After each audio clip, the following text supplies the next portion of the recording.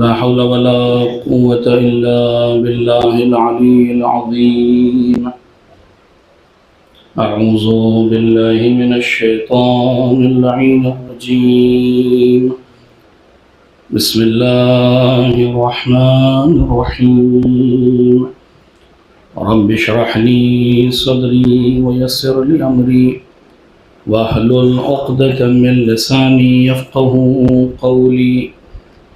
الحمد لله الذي لم يتخذ صاحبة ولا ولدا ولم يكن له شريك في الملك ولم يكن له ولي من الذل وكبره تكبيرا.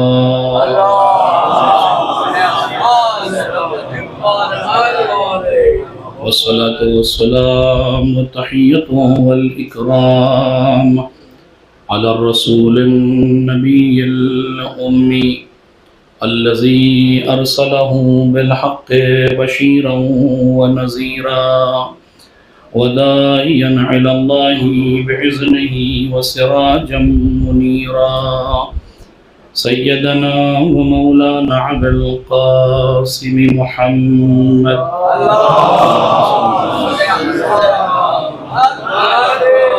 وعلى أهل بيته الطيبين الطاهرين المعصومين المظلومين واللعنة الدائمة الباقية على أعدائهم أجمعين من يوم ظلمهم إلى يوم الدين. عما بعد فقد بسم الله الرحمن الرحيم.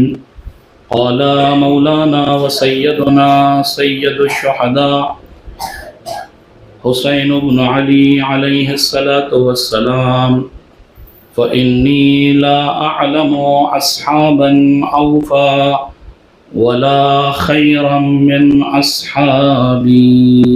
صلوات محمد.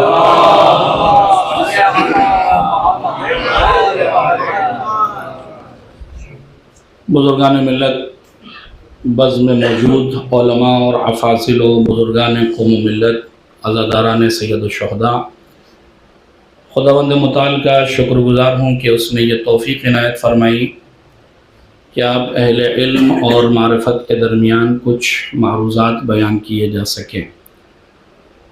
اس وقت کی اس مجلس کے لیے چونکہ مجلس بیاد شہداء کربلا علیہم السلام منعقد ہوئی ہے اور ظاہر ہے کہ ایک ایک شخصیت اور ایک ایک شہید کا تذکرہ ایک مجلس میں یقیناً امر محال نظر آتا ہے. لہذا کوشش یہ ہے کہ اس وقت میں جو بھی میرے پاس وقت ہے ایک اجتماعی صورت میں شہداء کربلا کی عظمت، ان کی اہمیت اور وہ کردار جو انہوں نے دنیا کے سامنے آج سے 1386 سال پہلے پیش کیا، اس پر ایک طائرانہ نظر اور بڑے ہی جلدی آپ کی خدمت میں کچھ معروضات پیش کر کر آپ کی زحمت کو تمام کرنا. ایک صلوات بھیجیں گے محمد والے.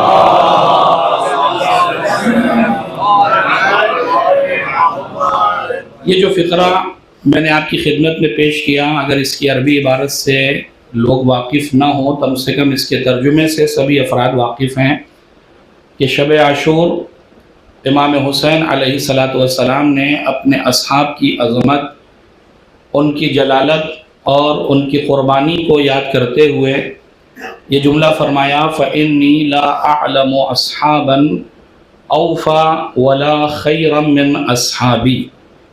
مجھ حسین کے علم میں یہ نہیں ہے کہ میرے اصحاب سے زیادہ باوفا، میرے اصحاب سے زیادہ خیر و برکت رکھنے والے اصحاب اللہ نے کسی کو عطا کیے ہوں.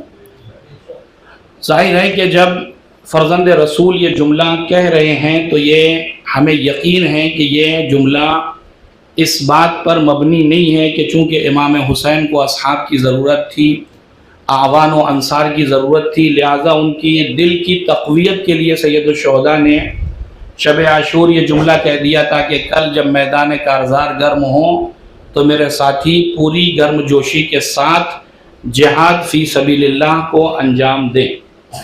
یہ ساری باتیں ہمارے یہاں پائی جاتی ہیں کہ ہم اگر کسی کا ساتھ لینا یا دینا چاہتے ہیں تو اسی عنوان سے گفتگو بھی ہماری ہوتی ہے، اسی طرح کے الفاظ ہمارے یہاں استعمال کیے جاتے ہیں.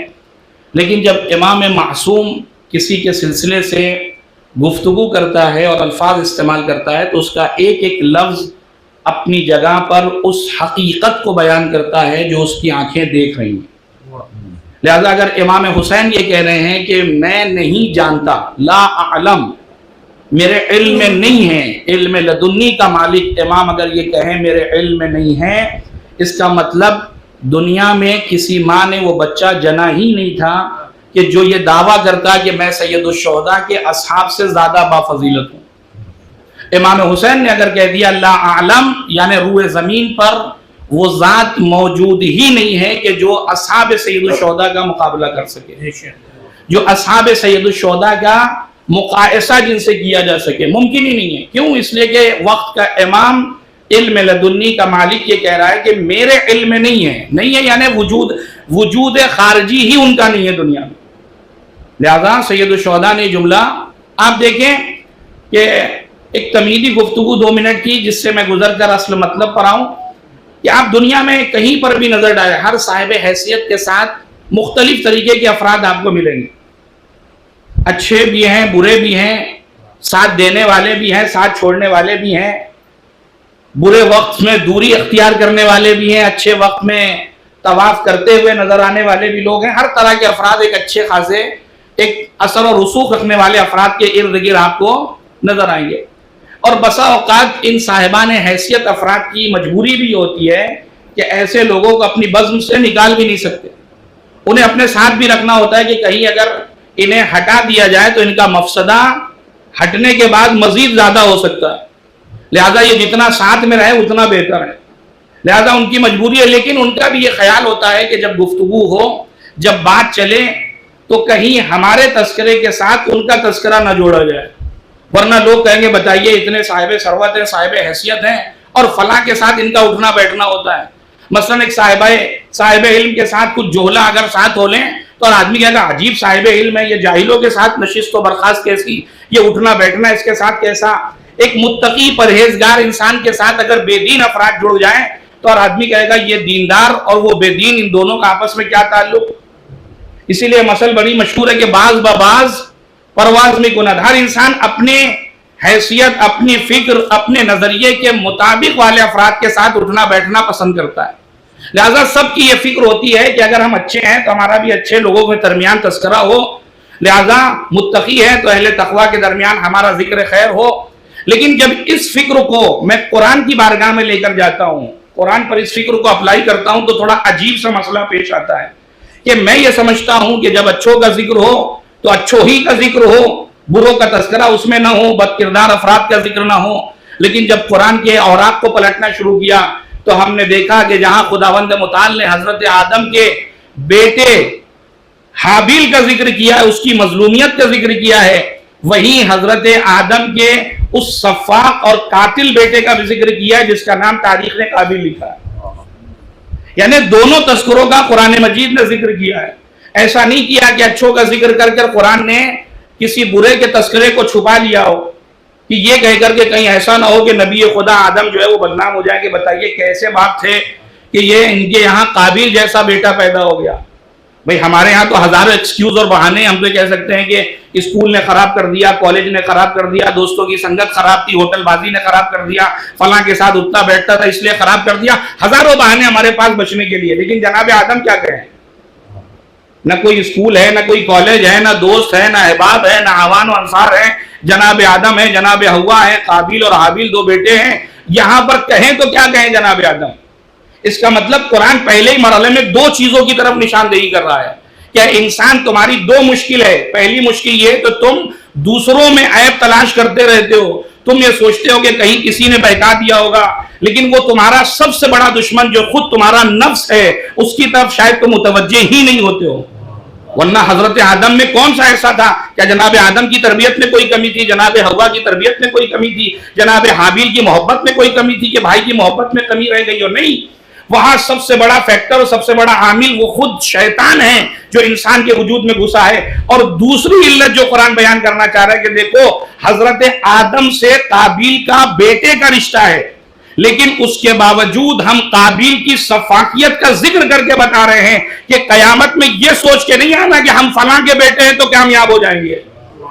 ہم نے پہلے ہی مرحلے میں بتا دیا کہ ممکن ہے کہ نبی خدا کا بیٹا ہو لیکن لعنت کا مستحق ہو، اور یہ بھی ممکن ہے کسی نالائق کا بیٹا ہو لیکن وقت کا امام اسے اپنا بیٹا کہتا ہوا نظر آئے.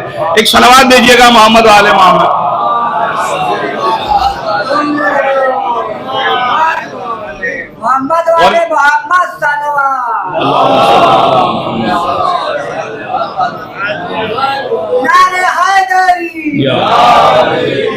اور ہمارے یہاں تو دو رشتے چلتے ہیں، ایک رشتہ سببی ہے، ایک رشتہ نسبی ہے. بچوں کے لیے عرض کر دوں، بزرگان بہتر جانتے ہیں، نسبی رشتہ وہ ہے جو لاکھ ختم کرنے کے باوجود ختم نہیں ہوتا. بیٹا بیٹا ہے، لاکھ بیٹا کہ میں آج سے آپ کا بیٹا نہیں ہوں، باپ لاکھ ہے آپ سے آج میرے تم بیٹے نہیں ہو، لیکن آج بھی ہم پسر نو کو پسر نوحی تو کہتے ہیں. قابیل کی سفاکیت کے باوجود ہم آج بھی اس کو حضرت آدم کا بیٹا ہی تو کہتے ہیں. تو سببی رشتہ جو ہے وہ لاکھ ختم کرنا چاہے ختم نہیں ہوتا.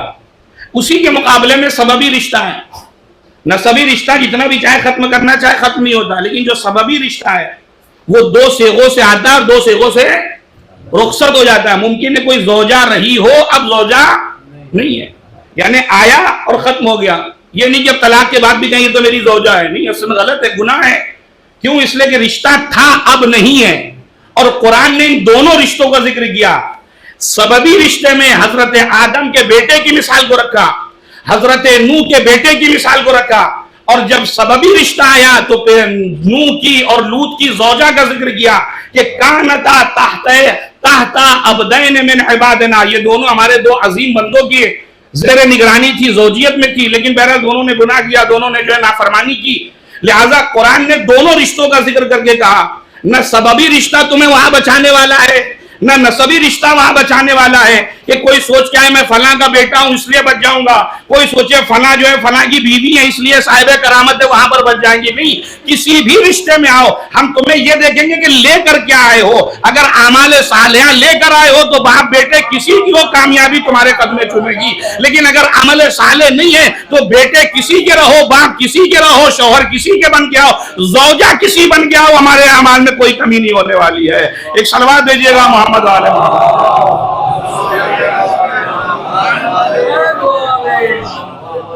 ہم تو یہ دیکھیں گے تم لے کر کیا آ رہے، ہم تو یہ نہیں دیکھیں گے تم فلاں کی زوجہ ہو لہذا جنت تمہارا حقدار ہے، تم فلاں کے بیٹے ہو لہذا بسم اللہ. نہیں، سبب اور نسب سب یہیں پر ہے. قرآن کی آیت ہے فَإِذَا نُفِخَ فِي الصُّورِ فَلَا أَنْسَابَ بَيْنَهُمْ، جب سور پھونکا جائے گا تو اب نسبتیں کام نہیں دینے والی. یہاں تو عمل کی تلاش ہے کہ تم لے کر کیا آئے ہو. الغرض ہر انسان آپ کو ایسے ملے گا. اب اس جملے کو میں تھوڑی سی تشریح، چونکہ وقت زیادہ نہیں ہے کہ میں کوئی طولانی گفتگو کروں. امام حسین علیہ السلام کا یہ جملہ آپ میں سے کون ایسا ہے جس نے نہیں سنا کہ شب عاشور امام کہہ رہے ہیں کہ جیسے با وفا اور خیر و برکت رکھنے والے اصحاب مجھے ملے اللہ نے کسی کو نہیں دیے.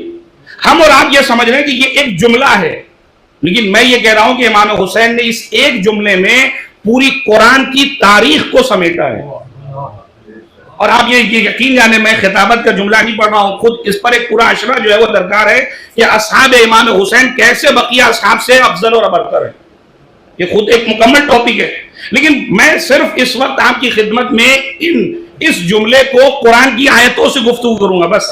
نہ کوئی حدیث کا سہارا ہے، نہ کسی تاریخ کا سہارا ہے کہ کوئی سوچے تاریخ ہماری ہے کہ تمہاری ہے، ضعیف ہے یہ، لیکن قرآن پر تو بہرحال الحمدللہ پورا عالم اسلام متفق ہے. لہذا امام حسین کا یہ ایک جملہ جو آپ سنتے ہیں کہ امام نے کہا کہ جیسے با وفا اور خیر و برکت رکھنے والے اصحاب مجھے ملے کسی کو نہیں ملے، اس ایک جملے کے پیچھے سید الشہداء نے پوری قرآن کی تاریخ کو سمیٹا ہے. وہ کیسے میں آپ کی خدمت میں بیان کرتا ہوں. ایک صلوات دیجیے گا محمد والے.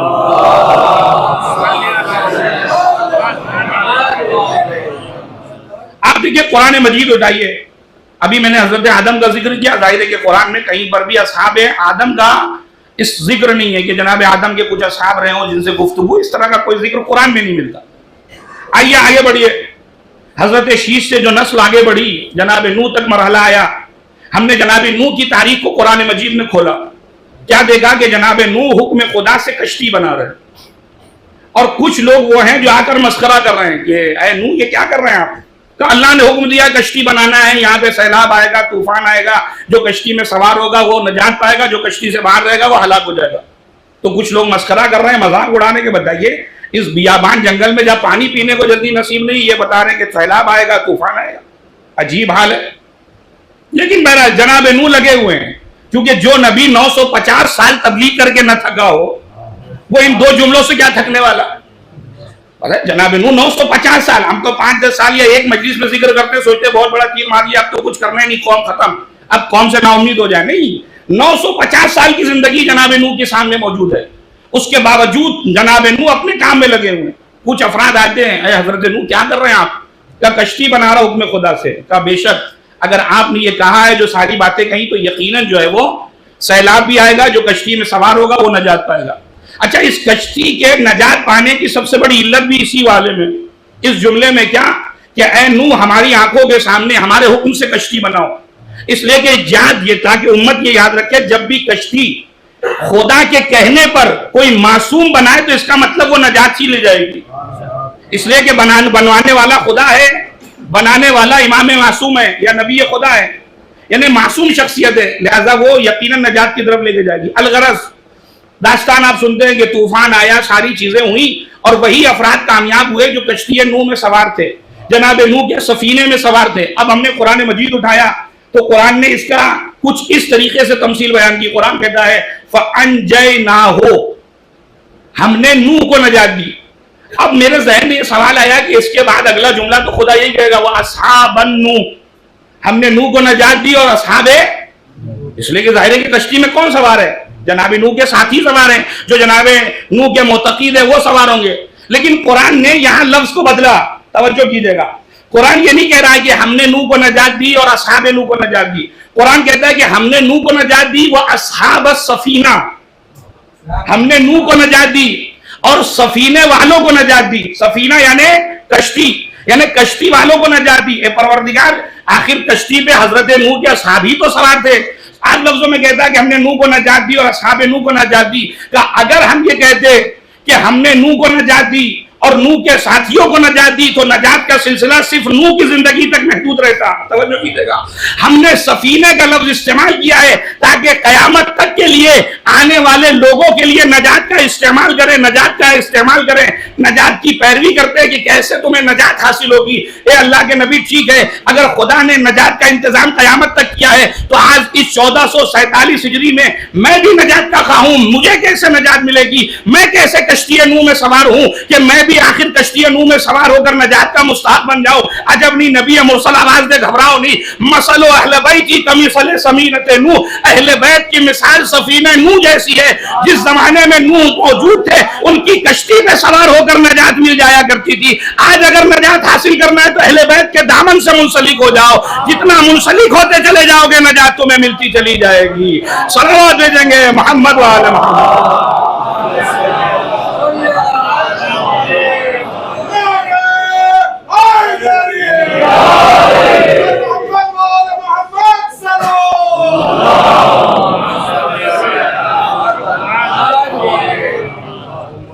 اور اہل بیت کشتی نجات، سفن نجات، لیکن ان سفینوں میں بھی اللہ نے ایک ایسا سفینہ قرار دیا ہے کہ جو ان سب میں سب سے زیادہ تیز ہے۔ اوسا و اسرع، دو لفظیں جو امام معصوم نے استعمال کی کہ حسین ابن علی کی جو کشتی ہے وہ بڑی وسیع ہے، وہ اسرع اور سب سے زیادہ تیز بھی ہے۔ اصحاب یعنی اہل بیت اطہار علیہ السلام میں بھی جو خصوصی امتیاز سید الشہداء کو حاصل ہے۔ یہ وجہ ہے کہ جو تاریخ لکھ دی کہ 10ویں امام نے جو اپنے غلام کو بھیجا کہ جاؤ، جانے کے بعد گنبد سید الشہداء کے نیچے کھڑے ہو کر ہمارے حق میں دعا کرنا۔ غلام نکلا ہی تھا ابھی کہ دوسرے غلام نے پوچھا کہ تُو نے مولا سے پلٹ کے نہیں پوچھا؟ مولا آپ بھی تو مستجاب الدعوات ہیں، آپ دعا کرتے تو کیا دعا قبول نہیں ہوگی؟ کہا یہ تو پوچھا ہی نہیں میں نے۔ پلٹ کے آیا، کہتا مولا کیا ہوا، کیوں نہیں گئے؟ کہا مولا ایک سوال ہے۔ کہا کیسا سوال؟ کہا مولا آپ بھی تو سفینہ نجات ہے، آپ بھی تو جو ہے مستجاب الدعوات ہے، اگر آپ دعا کریں تو کیا دعا قبول نہیں ہوگی؟ کہا تیرا سوال صحیح ہے، لیکن حسین ابن علی ہم سب سے زیادہ ان کی کشتی جو ہے وہ تیز اور اوسع ہے۔ والإجابة تحت قبته. رسول اللہ کی حدیث ہے کہ اللہ نے سید الشہداء کو جو امتیاز دیا ہے وہ اجابت، اس قبے کے نیچے اللہ نے اجابت کا وعدہ کیا ہے. والشفاع فی تربته، سید الشہداء کی اس تربت میں اللہ نے شفاعت رکھی ہے. اب کیا میں اس بات میں وابد نہیں ہونا چاہتا جائے کہ جناب نوح کے اصحاب نظر آئے، کچھ وہ ہیں جو پیروی کر رہے ہیں، کچھ وہ ہیں جو پیروی نہیں کر رہے. آئیے آگے تذکرہ قرآن میں دیکھتے ہیں. ہم نے جناب موسیٰ کی زندگی کو دیکھا قرآن مجید میں کہ جناب موسیٰ اپنے اصحاب کو اور ساتھیوں کو شر فرعون سے بچا کر لے کر نکلے کہ فرعون سے یہ بچا لیے جائے. فرعون مستقل ان پر ظلم ڈھا رہا ہے، ظلم و ستم کے پہاڑ توڑ دیے ہیں، لہذا ان کو شر فرعون سے نکالا جائے. اور جناب موسیٰ فرعون سے بچا کر لے کر نکلے. تاریخ میں کہا کہ ایسی جگہ پہ پہنچے جہاں دریائے نیل آ گیا اور پیچھے فرعون کا لشکر کھڑا ہوا ہے. اب لشکر والوں کی عجیب کیفیت ہے، کبھی دریائے نیل کو دیکھتے کبھی پیچھے مڑ کر لشکر فرعون. یعنی گویا یہ کہنا چاہ رہے کہ موسیٰ ہمیں کہاں لا کر کھڑا کر دیا، ادھر جائیں ادھر بھی موت ادھر بھی موت، یعنی دونوں طرف موت اور درمیان میں ہم. لہذا اب سارے اصحاب نے جو قرآن کے الفاظ ہے وہ کوٹ کر رہا ہوں. قرآن کہتا ہے اِنَّا لَمُدْرَكُونَ. اصحاب موسیٰ نے کہا موسیٰ یہ کیا کیا آپ نے، ہم تو پکڑ جائیں گے، ہم تو مار دیے جائیں گے، آپ تو ہم کو بچانے کے لیے لائے تھے، یہ تو ایسی جگہ کھڑا کر دیا، وہاں تو کم سے کم کچھ تو زندگی کا امکان تھا، یہاں تو مرنا 100% ہے. یہاں جائیں گے تو وہاں دریا میں جا کر ڈوب جائیں گے، ادھر جو ہے لشکر فرعون نہیں چھوڑنے والا. اب جائیں تو کہاں جائیں، آپ تو ہمیں بچانا چاہتے تھے، آپ نے تو موت کا پورا وعدہ پکا کر لیا. اور ادھر سے جناب موسیٰ پورے مطمئن ہیں، کہتے گھبراؤ نہیں، میرا رب عنقریب جو ہے وہ کوئی راستہ فراہم کرے گا، کوئی راستہ نکالے گا. یہ گویا اس اطمینان کو بتا رہے ہیں کہ جو نبی خدا کا اطمینان ہے خدا کی ذات پر، کہ لاکھ مشکلات ہو زندگی میں، کتنی ہی مشکلات کیوں نہ ہے، ہر طریقے کے راستے بند ہو جائے، بزنس لگے ٹھپ ہو رہا ہے، ختم ہو رہا ہے، برباد ہو رہے ہیں، لیکن اس کے باوجود بندے کو اپنے خدا کی طرف متوجہ ہونا ہے. کہ سارے راستے بند ہو گئے لیکن میرا خدا کا جو راستہ ہے وہ بند نہیں ہوا ہے. وہ جب چاہے گا اپنے ایک حکم سے ان سارے بند راستوں کو کھولتا ہوا نظر آئے گا. ایک صلوات دیجیے گا محمد والے محمد. لیکن عزیزوں کبھی آپ نے کسی قرآن میں تو مجھے نہیں ملا کہ کسی نے آ کے کہا ہے حضرت موسیٰ میرا دل آپ کے لیے دھڑک رہا ہے، آپ کے لیے جل رہا ہے، کہ بتائیے آپ ہمارے لیے نے آپ کی اتنی محنت و مشقت کی، ہم تو وہاں بھی مر رہے تھے یہاں بھی مر جائیں، کیا کرنا، آج نہیں کل مرتے تھے آج مر جائیں، لیکن آپ نے اتنی زحمتیں اٹھائی، اتنی مشقتیں اٹھائی، ہمیں بچانا چاہا تھا، آپ کا کیا ہوگا، ہمیں تو آپ کی فکر ہو رہی ہے، لیکن کسی کے منہ سے جملہ سب اس بات کی فکر میں کہ ہمارا کیا ہوگا. الغرض اب تاریخ اگر اٹھائیں تو جناب موسیٰ نے اب بعض تواریخ کے مطابق وہ اتنی ہٹ دھرم اور انہوں نے کہا کہ بھائی ہم ایک راستے سے نہیں گزریں گے، اس دریا میں راستے ہی بنانے تو 12 قبیلے 12 راستے چاہیے ہم کو. اور جناب موسیٰ نے حکم خدا سے وہ 12 راستے بنا دیجئے، لیجئے پوری قوم ان 12 راستوں سے ہوتی ہوئی ادھر سے گزر گئی. گویا تاریخ بھی یہ کہنا چاہ رہی ہے کہ اگر جب بھی نجات چاہیے تو انہی 12 راستوں سے ملے گی. الغرض وہ نکلے اور اس انداز سے نکلے کہ پورا لشکر اس طرف، ادھر فرعون کی والوں نے دیکھا کہ اتنی آسانی سے یہ چلے جا رہے ہیں، انہوں نے راستے پہ بھروسہ کر کر یہ بھی نکل لیے کہ بھائی بہتر ہے کہ جب ان کو راستے نے بچا لیا، ان کو نجات دے دی تو راستہ ہمیں ہی بچا لے گا. یہ اس نقطے کو بھول گئے کہ نجات راستہ نہیں دیتا، وہ امام وقت دیتا ہے جو اس راستے کا رہنما ہے. وہ موسیٰ کے ساتھ جا رہے تھے، تم کس کے ساتھ جا رہے ہو پہلے وہ اپنا دیکھو کہ تم کس کے ساتھ گئے ہو. قرآن نے ایسی تو نہیں کہا یوم ندعو کل اناس بامامہم، قیامت کے دن ہم ہر انسان کو ان کے امام کے ساتھ بلائیں گے. تم راستوں سے چپکے رہ گئے، اپنے امام کو تو تم نے پلٹ کے دیکھا ہی نہیں کس کردار کے مالک ہیں. نجات تو امام دلانے والا ہے. الغرض نکلے ادھر سے وہ سارا لشکر آیا. اللہ کی حکمت دیکھے، خدا کی قسم تاریخ پڑھیے تو وہ لذت اور کیف محسوس ہوتا ہے کہ پہلے ہی مرحلے میں کسی فرعونی نے قدم رکھا ہوتا، دریا مل جاتے، بات ختم ہو جاتی. اللہ نے کہا نہیں آنے دو. وہ سارے فرعونی جب پورے دریا میں سما گئے، آ گئے، اب اللہ نے کہا کہ جتنے راستے کھلے ہیں سب کو بند کیا جائے. ادھر حکم خدا ہوا، جو راستے کھلے ہوئے تھے وہ سارے راستے پانی میں تبدیل ہوئے، پورا لشکر فرعون غرق ہو گیا. اب میں اس سے تو ایک ہی نتیجہ آج کو لگا رہا ہوں. اکثر لوگ آج ہم پر اعتراض کرتے ہیں صاحب وہ آپ کے امام ہیں تو آتے کیوں نہیں ہیں، وہ امام آتے کیوں نہیں ہے، کب آئیں گے، اتنا ہو گیا، اتنا ظلم ہو گیا، آتے کیوں نہیں ہے. میں تو اس واقعے کو دیکھ کر صرف ایک ہی جواب دیتا ہوں، جیسے خدا کل انتظار کر رہا تھا کہ سارے فرعونی دریائے نیل میں آ جائے تب میں اپنی قدرت کا مظاہرہ کروں، ویسے ہی آج بھی وہ خدا انتظار کر رہا ہے سارے قاتلین حسین آ جائے تو پھر میں اپنے آخری وارث کو بھیجوں. ایک صلوات بھیجیں گے محمد وآل محمد. نعرہ حیدری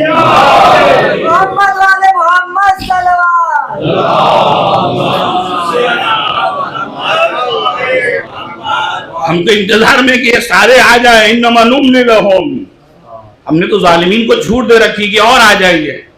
یہ جب تک آب نیل میں یا اس دریا میں جب تک مکمل طریقے سب آ نہ جائیں گے جب تک ہم اپنی رسی نہیں کھینچنے والے.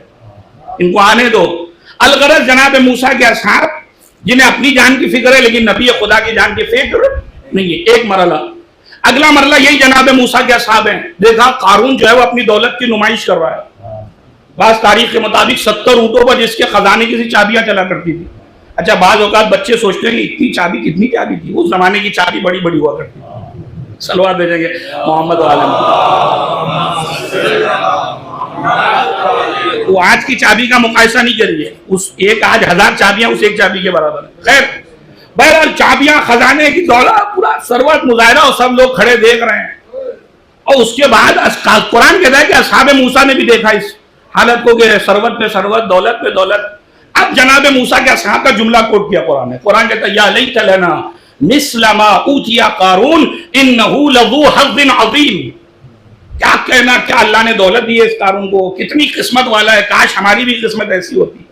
اچھا یہ بتائیے یہ جملہ کس کو کہنا چاہیے تھا؟ یہ جملہ تو قارونیوں کو کہنا چاہیے تھا کہ یہ بھی کوئی زندگی ہے. صبح اٹھو تو دولت، شام اٹھو تو دولت، بس یہی ہے قارون کا ساتھ ہمارا. بتائیے یہاں دنیا تو تھوڑی بہت دیکھنے میں گزر رہی ہے، آخرت تو برباد رہی ہے. لیکن اصحاب موسیٰ کو تو خوش ہونا چاہیے کہ بتائیے جناب موسیٰ کی رفاقت، کریم اللہ کی صحبت نصیب ہو رہی کوئی معمولی بات ہے. یعنی دنیا بھی کامیاب اور آخرت تو 100% جو ہے وہ مضمون ہے، ضمانت دی گئی ہے کہ 100% کامیابی ہے. لیکن اس کے باوجود ایمان جو ہے وہ دولت کو دیکھ کر ڈماڈول ہو رہا ہے کہ واہ کیا قسمت پائی ہے. یہ جملہ تو ان کو کہنا چاہیے تھا. یعنی جناب موسیٰ کے اصحاب اس مرحلے میں دولت کو دیکھ کر ان کا ایمان جو ہے وہ تذبذب کا شکار ہو گیا. یہ کون ہے؟ اصحاب موسیٰ. یہ سارے تذکرے اپنے پاس سیو رکھیے گا. آخر میں جب اصحاب امام حسین سے ملاؤں گا تب آپ کو لطف آئے گا. ایک صلوات دیجیے گا محمد علیہ محمد. اگلا تذکرہ قرآن نے کیا کہ شمول یا اشموعی نبی ہیں، ان کے پاس قوم والے آئے. گرچہ ان کی ایک پوری تاریخ ہے، اس کی طرف گیا تو کافی وقت جائے گا، میں بہت مختصر کر رہا ہوں. آئے نبی خدا، ہم چاہتے ہیں کہ جالوت نامی بادشاہ جو ظالم و جابر ہے اس کے مقابلے میں ہم جو ہے وہ لڑائی کرنا چاہتے ہیں، جنگ کرنا چاہتے ہیں، اس کو برباد کرنا چاہتے ہیں. لیکن ہمارے یہاں کوئی قائد نہیں ہے، کوئی لیڈر نہیں ہے. ایک لیڈر کا آپ انتظام کریے تاکہ اس کی لیڈرشپ میں، اس کی قیادت میں ہم جائیں اور جالوت کا کام تمام کر دیں. کہا اچھا ٹھیک ہے، لیکن مجھے خوف ہے کہ اگر جب جہاد ہو جائے گا تو تم کہیں فرار نہ اختیار کر جاؤ. کہا نہیں نبی خدا آپ بالکل مطمئن رہیے، ہم بالکل اپنے لیڈر کا ساتھ دیں گا. ٹھیک. اب کل جو ہے وہ اب یہ خود ایک داستان ہے کہ جناب جالوت کیسے، جناب طالوت کیسے پہنچے جناب شمول کے پاس، وہ ایک الگ ہے. جناب بنیامین کی نسل سے ہیں جناب طالوت. جناب بنیامین جناب یعقوب کے آخری بیٹے، ان کی نسل سے ہیں جناب طالوت. وہ پہنچے وہاں پر صاحب. اللہ نے ان کا انتخاب کیا کہ یہ لیڈر بنیں گے قوم کے. قوم والے دوسرے دن آئے، کہا نبی خدا کیا ہوا، خدا سے بات چیت ہو گئی، کہاں سب معاملہ حل ہو گیا. کہا کون ہے لیڈر ہمارا؟ کہا آپ کا لیڈر جو ہے وہ جناب طالوت ہے، ان کا انتخاب کیا ہے. اب جیسے قوم والوں نے سنا طالوت، کہا وہ تو ایک چرواہے ہیں. اچھا قرآن نے بھی اسے کوٹ کیا. قرآن کہتا ہے وَلَمْ يُؤْتَ سَعَةً مِنَ الْمَالِ. یہ کیسے لیڈر بن سکتے ہیں؟ ان کے پاس تو دولت ہے ہی نہیں، نہ مال ہے نہ ثروت ہے، اور لیڈر بننے چلے گئے. ہماری قیادت کریں گے، ہم ان کی قیادت کو ایکسپٹ نہیں کرتے. یہ کس کا نظریہ ہے؟ یہ قوم والوں کا نظریہ ہے. ادھر سے نبی خدا نے کہا کہ تم نے سمجھ کیا رکھا ہے کہ طالوت کو کوئی معمولی آدمی سمجھ رہے ہو تم اس کے کپڑے کو دیکھ کر جو ہے اس کے فیصلہ کر رہے ہو کہ یہ کس لیول کا آدمی ہے. میں تمہیں بتاتا ہوں کہ طالوت کون ہے. اب اس کے بعد نبی خدا نے قرآن نے اس کو جگہ دی. قرآن کہتا ہے ان اللہ اصطفاہ علیکم. پہلی چیز طالوت کے اندر یہ ہے کہ طالوت کا انتخاب کسی بندے نے نہیں کیا ہے، بلکہ طالوت کا انتخاب خدا نے کیا ہے. وہ اللہ نے وزادہ بسطۃ فی العلم والجسم، اور اللہ نے طالوت کو قوت جسمانی بھی عطا کی ہے اور اللہ نے طالوت کو قوت علم بھی عطا کیا ہے. یعنی طالوت کے اندر 3 صفت.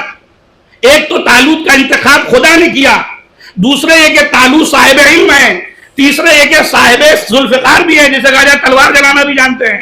یہ 3 صفت جناب طالوت کے اندر ہے. بس یہی پہ رکے ایک نظریہ. لیکن میں نے حدیث کا سہارا نہیں لیا، قرآن کی اس آیت سے ایک بات پوری امت مسلمہ کے لیے بات ثابت ہو گئی کہ اگر اسلام کے صرف ایک مسئلہ جہاد میں اگر کسی کو جنگ کے لیے بھی اگر لیڈر بنانا ہے تو اس لیڈر کے لیے کم سے کم 3 شرطیں ضروری ہیں.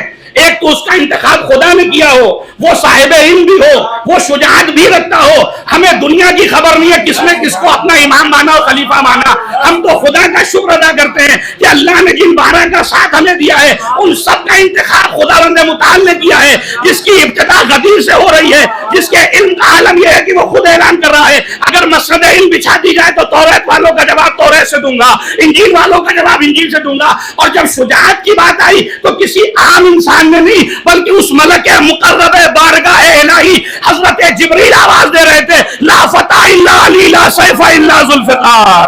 صلوات بھیجیں گے.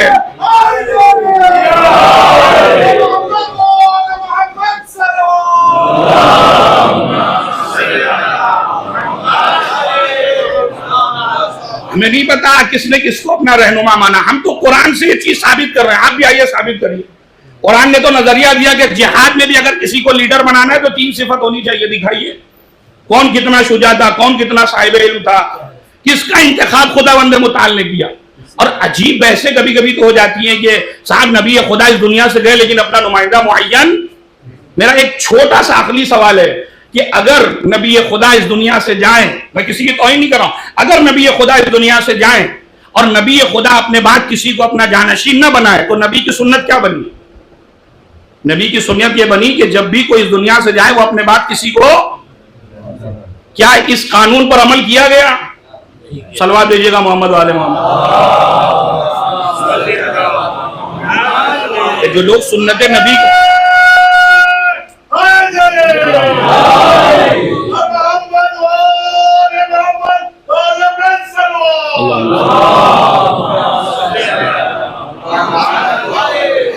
نبی کی سنت کا ڈھنڈورا آپ لاکھ پیٹتے ہیں، لیکن نبی کی سنت تو یہ ہے آپ کے بقول کہ جب بھی نبی جائیں گے کسی کو اپنے بعد، تو جب بھی جو اس دنیا سے جائے وہ اپنے بعد کسی کو معین نہ کرے. اگر معین کر رہا ہے تو اس کا مطلب نبی کی سنت کا پابند نہیں ہے. ایک صلوات دیجیے گا محمد والے محمد.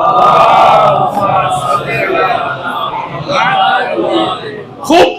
جناب طالوت بلغرض بین القوم طوعا وکرہا، ٹھیک ہے چلو ہم کو تو جیتنا ہے، فی الحال طالوت ہو یا کوئی بھی ہو، چلیے بسم اللہ.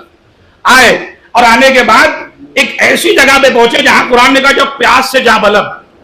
اب دیکھا سامنے ایک نہر ہے اور ادھر سے جناب طالوت نے کہا رکو، ان اللہ مبتلیکم بہذا النہر، اللہ تمہارا امتحان لینا چاہتا ہے اس نہر سے، خبردار کوئی اس نہر سے پانی نہیں پینے گا، ایک چلو پانی اٹھانے کی اجازت ہے بس، کسی کو اجازت نہیں ہے. لیکن قرآن خود ہی کہہ رہا ہے، تاریخ اٹھا کر دیکھیے کہ اکثر افراد ٹوٹ پڑے پانی پر کہ جان بچے گی تب آپ کی اطاعت ہوگی، پہلے اپنی جان بچا لیتے.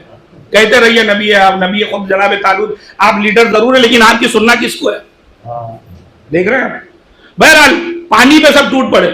اس کا مطلب اب میں وہ آگے کی داستان بہت طولانی ہو جائے گی، یہیں پہ روک رہا ہوں. اس کا مطلب اصحاب طالوت وہ ہیں جو پانی کو دیکھ کر پیاس برداشت نہیں کر سکتے. ایک صلوات دیجیے گا محمد والے محمد. دیکھیے مجھے وقت کا احساس ہے، بس 2 تذکرے 2 منٹ میں اور بات کو سمیٹ کے بات کو ختم کر رہا ہوں.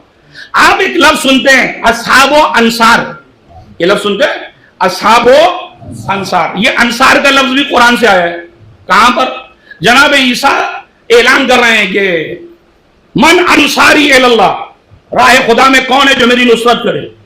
کچھ لوگ آئے آنے کے بعد کہا نحن انصار اللہ، ہم جو ہے وہ اللہ کی مدد کرنے والے، جن کو ہم تاریخ میں حواری کہتے ہیں، حواریون، حواری. کہا اچھا ٹھیک ہے. انہوں نے کہا نصرت کا وعدہ کریں گے، نبی خدا بالکل ٹینشن نہیں لیا. اب میں اپنے عقیدے کے حساب سے بات نہیں پڑھ رہا ہوں. عیسائی عقیدے کے مطابق جناب عیسیٰ کو سولی پہ چڑھا دیا گیا، جبکہ قرآن کیا کہتا ہے وما صلبوہ وما قتلوہ، نہ عیسیٰ کو قتل کیا گیا نہ عیسیٰ کو صلیب پہ چڑھایا گیا، بلکہ جس نے شکایت کی تھی جناب عیسیٰ کی، اللہ نے اسی کو جناب عیسیٰ کی شکل دے دی، اسی کو یہودیوں نے جو چڑھا دیا سولی پہ. لیکن قرآن یہ کہہ رہا ہے کہ نہ سولی چڑھے ہیں نہ قتل ہو رہے ہیں. لیکن آپ کے عقیدے کے مطابق، عیسائی عقیدے کے مطابق جناب عیسیٰ کو سولی پہ چڑھایا گیا. میرا چھوٹا سا سوال ہے کہ یہ جنہوں نے نصرت کا وعدہ کیا تھا یہ کہاں تھے؟ کچھ لوگوں نے کہا تھا نا کہ نبی خدا بالکل ٹینشن مت لیجیے، آپ آگے بڑھیے، ہم جو ہے آپ کے ساتھ کھڑے ہیں. اس کا مطلب یہ ہر دور کے لوگوں کی پریشانی ہے کہ جب لفاظی کرنے میں آتے تو سب نصرت کا دعویٰ کرتے ہیں، لیکن جب وقت پڑتا ہے تو اکثر جو ہے وہ بمبئی کی زبان میں کہے پتلی گلی سے نکل جاتے ہیں. ایک صلوات دیجیے گا محمد والے محمد. ہوا کیا جناب عیسیٰ سولی پہ چڑھ گئے اور یہ کھڑے دیکھتے رہ گئے. جبکہ انہوں نے نصرت کا وعدہ کیا تھا. آخری تذکرہ کر کر اگر اپنے نبی کا ذکر نہ ہو تو باقی ادھوری ہو جائے گی. قرآن نے نقشہ کھینچا ہے کہ کچھ لوگ بھاگ رہے تھے. وَإِذْ تُصْعِدُونَ، پیغمبر اس وقت کو یاد کریے جب لوگ صعود بلندی کی طرف دوڑ رہے تھے. وَالرَّسُولُ يَدْعُوكُمْ، اور رسول انہیں پیچھے سے کہہ رہے واپس چلے آؤ واپس چلے آؤ. کوئی مڑ کر بھی دیکھنا نہیں چاہتا تھا کہ کون بلا رہا ہے. یعنی رسول خدا انہیں بلا رہے تھے، کوئی آنے کو تیار نہیں تھا. اب عزیزو یہ تذکرہ میں یہیں پر روکتا ہوں. آئیے شب عاشور کا اس جملے کو پھر سے دہرائیں. امام حسین کہہ رہے ہیں کہ انی لا اعلم اصحابا اوفا ولا خیرا من اصحابی. مجھ حسین کے علم میں نہیں ہے کہ میرے اصحاب سے زیادہ باوفا اور خیر و برکت رکھنے والے اصحاب کسی کو ملے ہوں. وہ اصحاب موسیٰ تھے جنہیں اپنی جان کی فکر تھی، نبی خدا کی جان کی فکر نہیں تھی. یہ اصحاب حسین تھے جنہوں نے پہلے اپنی قربانی پیش کی، بعد میں امام حسین شہید ہوئے ہیں. وہ اصحاب موسیٰ تھے جو دولت کو دیکھ کر ان کا ایمان ڈماڈول ہونے لگا، لیکن اصحاب حسین اپنا سب کچھ راہ حسین میں قربان کر رہے تھے. وہ اصحاب طالوت تھے جو پانی کو دیکھ کر پیاس برداشت نہیں کر پا رہے تھے. وہ اصحاب حسین تھے کہ کوئی ایک بھی بچوں کے پیاس کی ہوتے ہوئے کوئی دریا کے کنارے پانی پینے نہیں گیا. وہ اصحاب جناب عیسیٰ تھے کہ جناب عیسیٰ صلیب پہ چڑھا دیے گئے، یہ کھڑے تماشائی بنے تھے. وہ اصحاب حسین تھے جنہوں نے تلواریں نکال کر کہا مولا اگر حکم دے تو پہلے اپنی گردن اڑا کر آپ کی خدمت میں پیش کر دے. وہ اصحاب رسول اللہ تھے کہ رسول اللہ کہہ رہے تھے چلے آؤ، کوئی آنے کو تیار نہیں تھا. وہ اصحاب حسین تھے، حسین کہہ رہے تھے چلے جاؤ، کوئی جانے کو تیار نہیں تھا.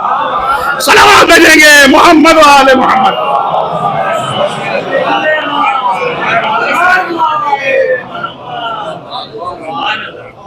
اب بتائیے آپ کیا امام حسین کو یہ حق نہیں بنتا کہ وہ کہیں انی لا اعلم اصحابا؟ امام حسین نے اس حقیقت کو بیان کیا ہے کہ رہتی دنیا تک دنیا ان شہداء کی نظیر نہیں پیش کر سکتی. ایسی بے نظیر قربانی، ایسی بے نظیر قربانی کہ 1400 سال گزرنے کے باوجود، اور 1400 سال کیا ہے قیامت آ جائے، لیکن ان شہداء کی نظیر دنیا نہیں پیش کر سکتی. بس عزیزو، امام حسین کے اس جملے کی اہمیت کو اگر آپ سمجھ گئے تو پھر امام حسین کے دل میں ان شہداء کا کیا مقام ہوگا. اے میرے شہداء، اے میرے چاہنے والوں، اے میرے اصحاب، میں اپنی بیعت تمہاری گردن سے اٹھا لیتا ہوں. جاؤ شب کے سناٹے میں میرے کسی اہل بیت کے فرد کا ہاتھ پکڑ کر چلے جاؤ. سکوت ٹوٹا، ام البنین کا لاڈلا اٹھا، فرزند رسول آپ کو چھوڑ کر بھی کوئی زندگی ہے؟ کسی نے اٹھ کے کہا فرزند رسول ایک مرتبہ کیا 1000 مرتبہ 100 مرتبہ بھی اگر قتل ہو جائے زندگی ملے تو یہ زندگی آپ پہ قربان ہے. اللہ اللہ، جب ایسے اصحاب ہوں تو مجھے انصاف سے بتائیے کیا یہ حق نہیں بنتا کہ جب رخصت آخر کے لیے حسین آئے ہیں، تاریخ بتدفع نظر یمیناً و شمالا، نہ عباس نظر آئے، نہ علی اکبر نظر آئے، نہ قاسم نظر آئے، تڑپ کے کہتے ہیں یا ابطال الصفا و یا فرسان الحجا، اے میرے شیرو، اے میرے جامازو، ایکم یقدم جوادی. حسین نے آج خیمے سے پہلی بار قدم ایسا رکھا ہے کہ جب کوئی حسین کا گھوڑا لے کے آگے نہ آیا. اللہ رے مصائب سید الشہداء تڑپ کے کہتے کیا تم میں کوئی نہیں ہے؟ عجب نیمی رنیس آواز ہے نہ آسرا تھا کوئی شاہ کربلائی کو، فقط بہن نے کیا تھا سوار بھائی کو. اجرکم اللہ. اللہ رے اصحاب حسین اور امام حسین. اسی لیے تاریخ بتاتی ہے کہ جب امام آئے ہیں میدان کارزار میں، کبھی لڑتے لڑتے جناب عباس کو یاد کرتے، کبھی علی اکبر کو یاد کرتے. آپ جانتے ہیں میدان کربلا میں ارباب مقاتل لکھتے ہیں کہ 2 جگہیں ایسی ہیں کہ جہاں امام حسین کربلا میں ٹوٹتے نظر آئے ہیں. امام حسین کے چہرے پر آثار شکستگی نمودار ہو گئی. وہ کون سی 2 جگہ ہیں؟ کہ پہلی جگہ وہ کہ جب حبیب ابن مظاہر گرے، آواز دی آقا میرا سلام آخر قبول کریے. مقتل لکھتا فبان الانکسار علی وجہ الحسین، حسین کے چہرے پر آثار شکستگی نمودار ہوا.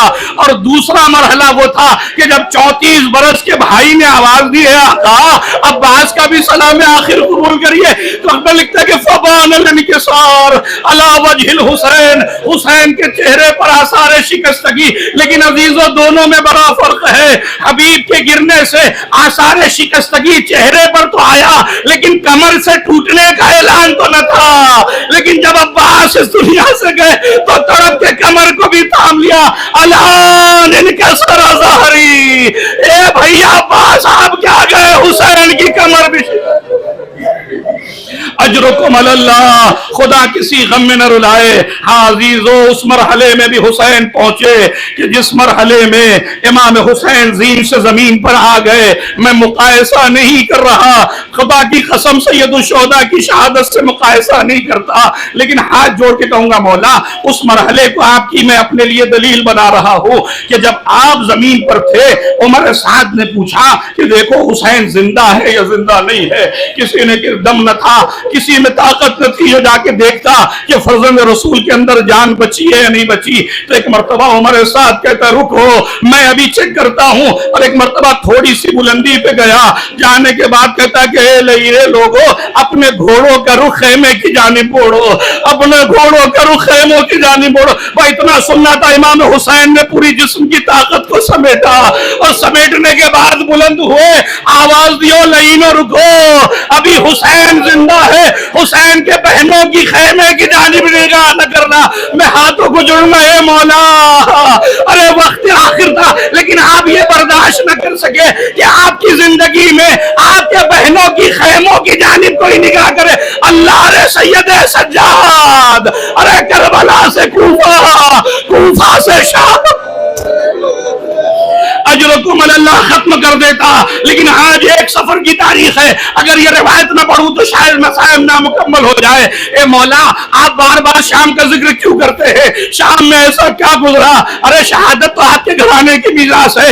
امام نے طلب کیا کہا تمہیں نہیں پتا، جب ہم شام میں پہنچے ہیں تو ہمیں دروازہ شام پہ روکا گیا، اور یہ کہہ کے روکا گیا ابھی جو ہے وہ شیشہ بندی کی جا رہی ہے، ابھی تو شہر کو سجایا جا رہا ہے، ابھی تو تماشا بھی نہیں آئے ہیں، جب سب آ جائیں گے تب تمہیں اندر لے کر جایا جائے گا۔ کہ اسی اسنا میں جناب ام کلثوم نے شمر ملعون کو بلائے، ہے شمر تو جانتا ہے کہ اہل بیت اطہار کے گھرانے کے ہیں، ہم زہرا کی لاڈلیاں ہیں، ہم علی کی بیٹیاں ہیں، ایسا کر ان سروں کو آگے لے جا تاکہ لوگ ان سروں کو تماشا بین بنے، ہمارے چہروں کی طرف کسی کی نگاہ نہ جائے، ہماری بے پردگی کسی کو نظر نہ آئے۔ لیکن امام سجاد کہتے تمہیں پتا ہے کہ اس لعین نے سر امام حسین کو جناب شہزادی جناب زینب کی عماری کے پاس لا کے رکھا، سر جناب عباس کو جناب ام کلثوم کی زماری کے پاس، اور اسی اسنا میں ہمیں شام میں داخل کیا گیا، ہمیں عیسائیوں اور یہودیوں کے علاقوں سے گزارا گیا،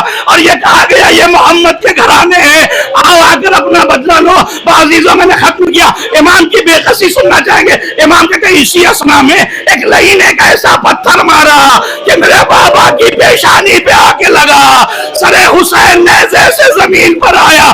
اللہ رے جوان بیٹا، ہاتھوں میں ہتھ گڑیا، آپ نے باپ کا سر اٹھائے تو کیسے اٹھائے؟ پتڑپ کے نگاہ کیے بابا، ارے سید سجاد کو معاف کیجیے گا۔